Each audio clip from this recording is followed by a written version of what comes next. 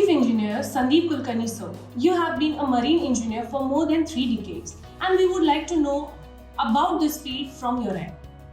This merchant navy career is a very good career, work as a professional. Because you are carrying the cargo from one place to another place. That is the main important job of a merchant navy people. Okay. The 90% of the trade is taken place by the merchant navies. And to be honest, in Corona time, this was not stopped for a single day, even though I was not a party for it. Okay, so this is a very beautiful career. You can earn money, you can stay with the pride, you can see the world also, and rather you can enjoy the life as you want, because this ship also you have different things moving around, and you can come with the different challenges every day. Your knowledge is also updated, and once you come to the shore, you can enjoy the life very vigorously the way you want. So I look into that career, merchant navy. That's why I say it's a beautiful career, and simultaneously, of course, huge money also. Okay. Amazing, sir. So, we would like to know how did you join in and what all steps did you took to get into this field? Actually, it was by accidentally I joined this merchant navy because basically when I got campus selected way back in 1988, when I passed out from the college, I was selected in Telco, that is a Tata Motor. I just was working as a senior engineer, so I was looking for a different opportunity. I was preparing for the competitive exam, and by accidentally I saw this advertise of shipping career. So my dad told me that okay, you just fill up the form. So I filled up the form. I forgot it. And one fine day they called me for that you come for the written exam, and so I appeared for the written exam and again I forgot. Then finally they said okay, you're qualified, you come for the interview. I just casually gave the interview because I was not knowing much about this. Only thing I was knowing about merchant navy is that you see the world and huge money is there. Career option is what is the work concern, I really don't know. So finally I got selected there. I don't know how I got selected, even that is a mystery for me. But I was selected, one of the 12 cadets were selected, I was one of them. And then they asked me which choice you want. Do you want to go as a deck side or engineer side? Again, it was something like that. I didn't know which is a deck side or engine side, because no one in my life or no one in my family we had anybody from the ship. So I asked the manager there. He said, "You are engineer, no?" I said, "I am engineer." So you go as an engineer, no? So ultimately I ticked their engine. So I became a chief engineer there. So this is how I joined the merchant navy. Amazing. So the next question for you is that, so we would like to know the nature of work that you handle or while you were working on ship. The nature of work, obviously, you are carrying the ship's cargo from one place to another. So it has to carry. So it has got a lot of machineries there. So as an engineer or chief engineer, your job is to keep all the machineries are operating around the clock, 24/7. That is a really challenge. So in different scenarios, like you face a rough sea, you face a cold weather, you face very hot weather. In that scenario, you have to keep your all machineries operating 24/7, and that is a requirement of the owner who's owning the ship.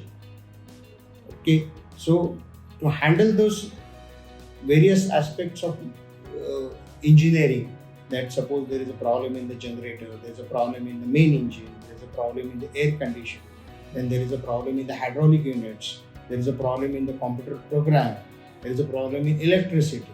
These all things are handled by the engineer. And there are various engineers, of course, there are various parties or various rank are working under you, or you climb up to that rank from your fourth engineer to the chief engineer.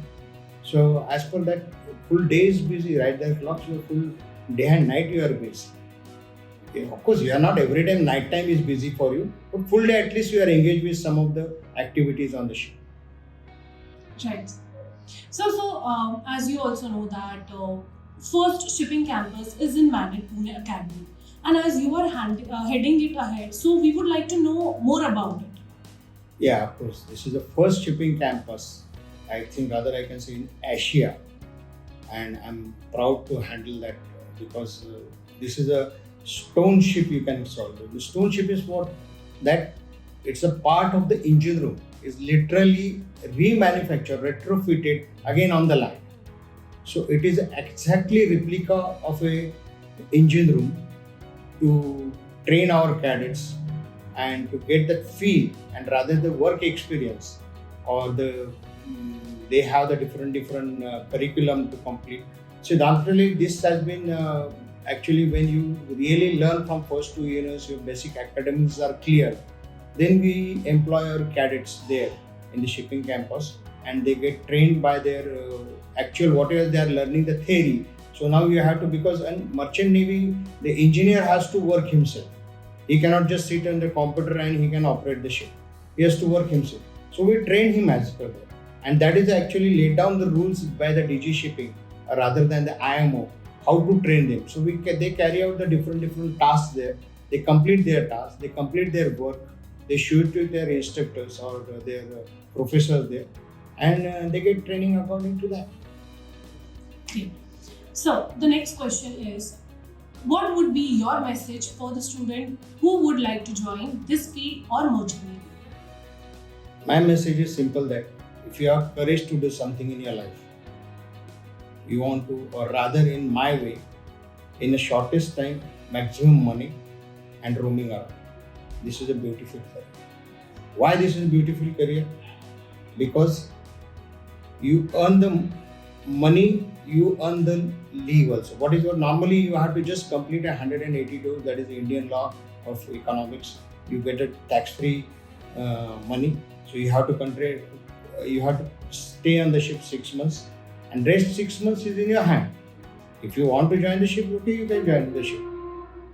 So what will you do in the next 6 months? You pursue your own things, your hobbies, or what you want to do differently in the life. So this is the dual position you can achieve in this career. Yes, I said about this dual life. What is this dual life in my opinion? It's something like that you have one career at one end, 6 months you are working, and 6 months whatever I have not done in my life, I can pursue that. So what I have not done in my life? I have not done my roaming around, or what I had done, I just used to visit the different places in India. I used to drive my car. Then second, my passion was I was driving my motorcycle. I had 3 different types of motorcycle at a time. So I was driving along with my wife there. So every weekend, she was also working, so weekends were free. So I used to enjoy with that. Then I had 2 different cars also. So that was my passionate to roam around. So that is why I utilized when leave my work used to finish, I really used to feel sometime bad. Then I had my family. So I used to enjoy with the family with different functions there. And normally in function you go for just 1-2 days. But I was free, I was king of myself. So we used to stay at places or different places for a long time. So this is how the dual life I was doing. When one of the friend, he was doing the theatre. He liked the theatre. So he was pursuing his hobby by like that theatre way. One of my friend was good in law. So he pursued the law. So we have different personalities in our group. So this is why I call this is a beautiful career. So one of my friends continued with the law. But my passion was to give something back to the life society. So I continued back. I said that teaching is the best experience. Best thing I can give back to my students or back to the student, back to my society. So after doing enough, I got fed up really. It's enough money, enough stresses. So I want to have cool life with peaceful learning also, increasing my knowledge. So I just left that career. Okay. Amazing. So I would also like to know that how do you ensure that your cadets are updated to the latest technology and the knowledge that you want to deliver it to them?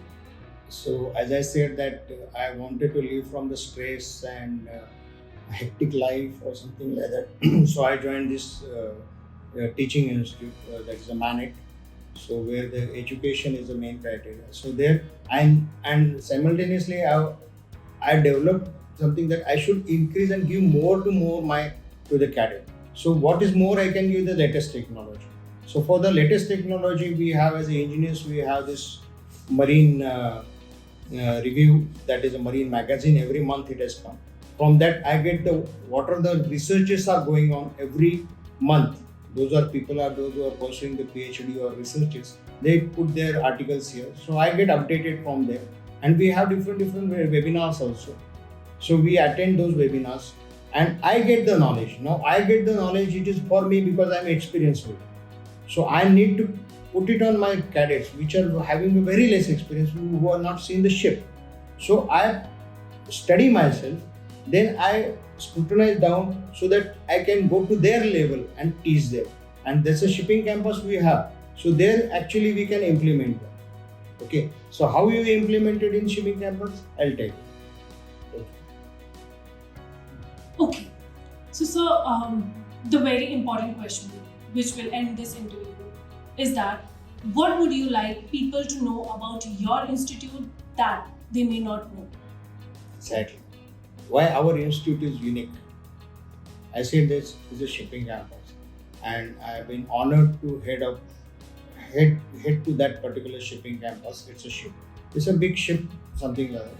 So we have designed our cadets. I designed myself as a separate program that is called SCI. That is a comprehensive training which is given apart from their regular curriculum. See, this is the beauty of our MANET, or you can say our university. We are autonomous. We have the frame that we have to follow in the DG shipping. Understand? But we have the simultaneously advantage that we can adapt to new technology and put it in our syllabus. Because of autonomous conditions, we can adopt that very easily. We need not to take any permissions. Our university approves it, we can image it. So what is the advantage of that?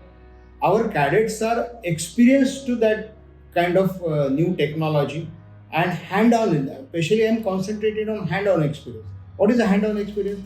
That engineer has to work as a fitter, as well as an electronic engineer, as well as an electrician. Simultaneously, the marine engineer, what is a marine engineer? Is a jack of all but master of none.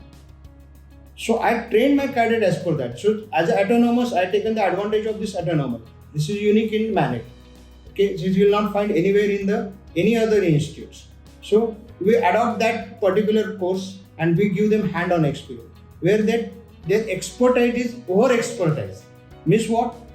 They are very good in welding or brazing, you can say that, which are going to do as a work and fitter.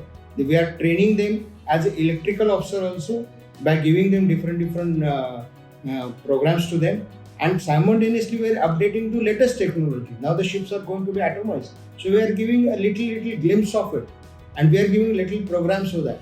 So we are taking the help of our SOE, that is a School of Engineering, where the high-end technology is there.